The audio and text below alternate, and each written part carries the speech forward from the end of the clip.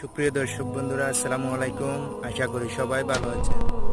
দর্শক বন্ধুরা, আজকে আমি নববী সিডের শশা রোপণ করতেছি। দর্শক বন্ধুরা দেখতে পাচ্ছেন, এই যে আমি এখন শশা রোপণ করে উঠলাম। নববী সিড একটা হচ্ছে আস্থার জায়গা।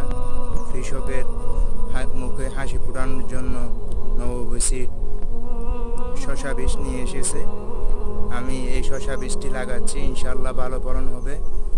শেষ পর্যন্ত শশার ফলন দেওয়া পর্যন্ত কীরকম ফলন হয় এবং কী কী পরিচর্যা করতে হয় আমি আপনাদেরকে এক এক করে বিস্তারিত জানাবো। দর্শক, আপনারা আমাদের সাথেই থাকবেন। ধন্যবাদ। আসসালামু আলাইকুম। প্রচণ্ড গরমের মাঝে শশাগুলো রোপণ করে দিলাম। সবাই আমার জন্য দোয়া করবেন। সুপ্রিয় দর্শক বন্ধুরা, আসসালামু আলাইকুম। আশা করি সবাই ভালো আছেন। দর্শক বন্ধুরা, আজকে আমি নব